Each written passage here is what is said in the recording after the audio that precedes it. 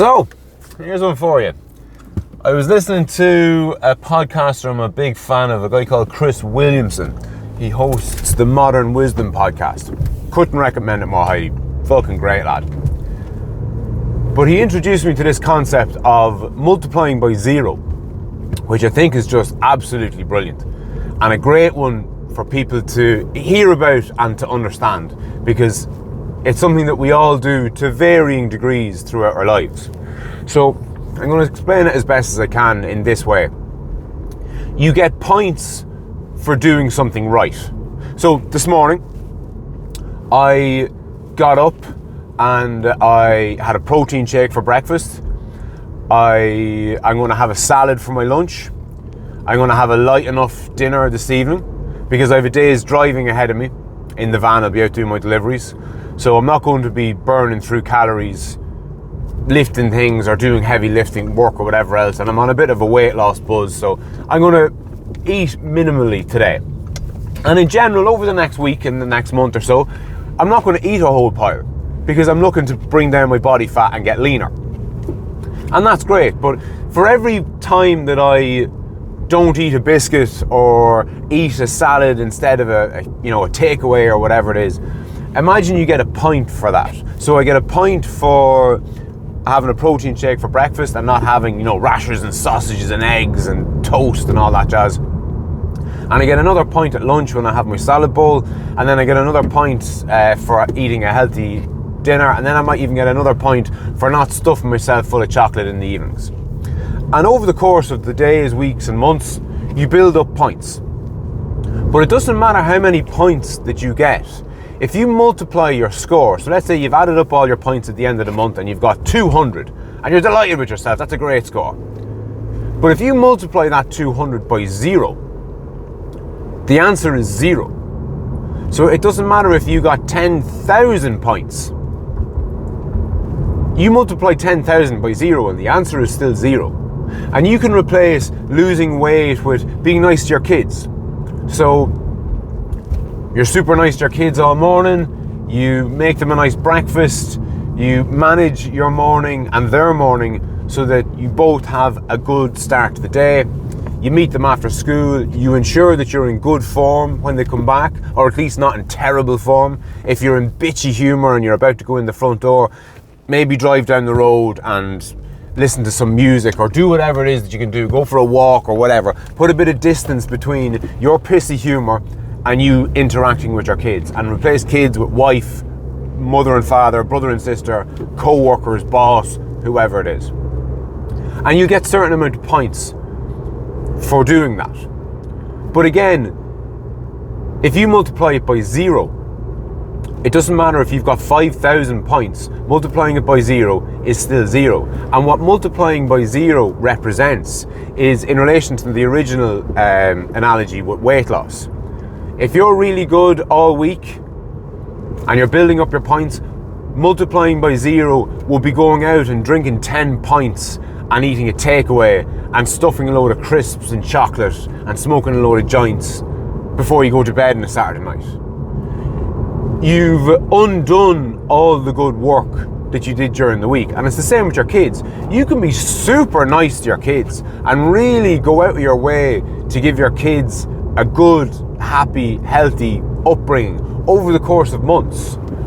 But multiplying by zero in this context would be you turning around to your kid one day and go, do you know what, you're fucking useless, I never liked you anyway, you'll amount to nothing, you're just a burden on this family. That would be fairly multiplying by zero. All your good effort, all your hard work, all your striving on a moment-to-moment, day-to-day basis is multiplied by zero if you do something like that.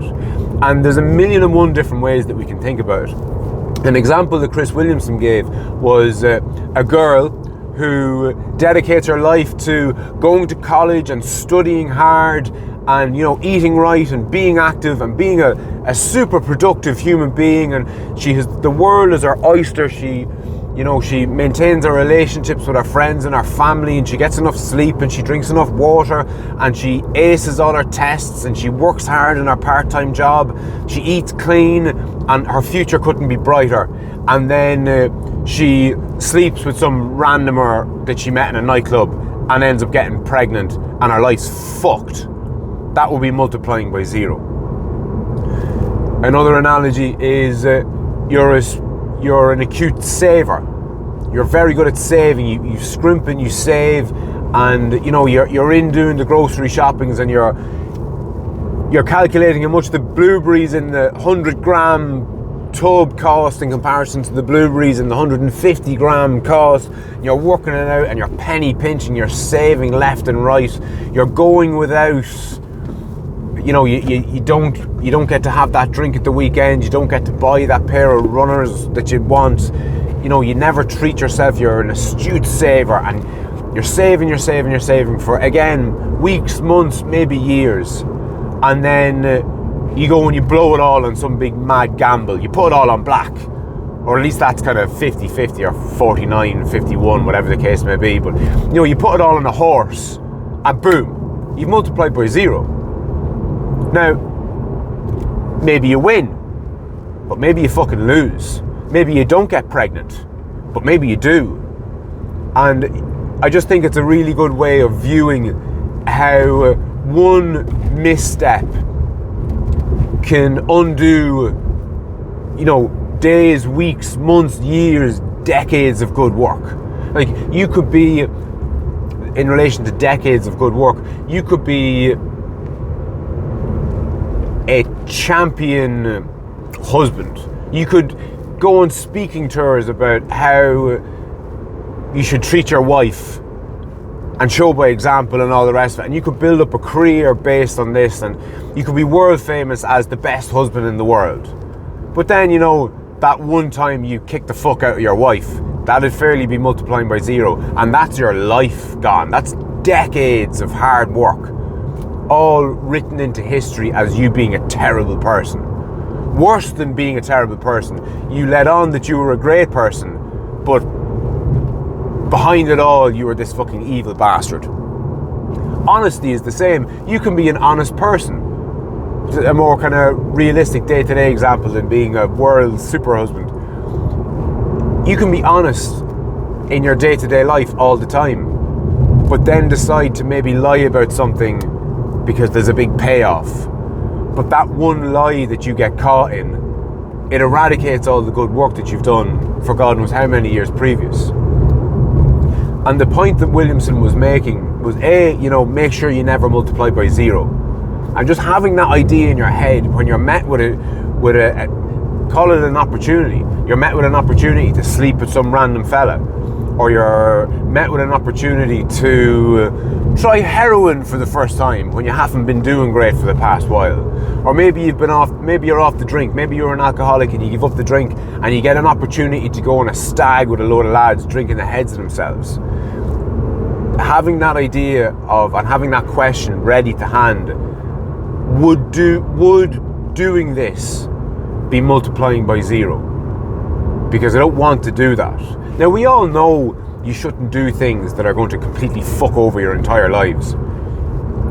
We know it, but I don't think we get it. And I think the more different ways we have of identifying a really bad move, the better we are. And I think that notion of multiplying by 0 is a good one.